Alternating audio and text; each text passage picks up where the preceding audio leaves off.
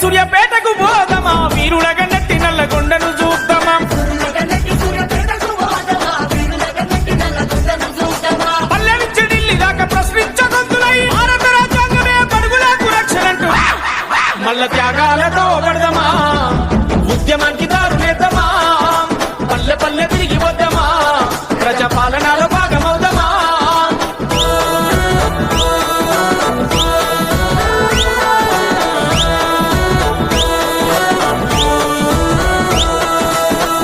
మనసూరు చరిత ధర్మాభిక్షము గణత చాకలి ఈ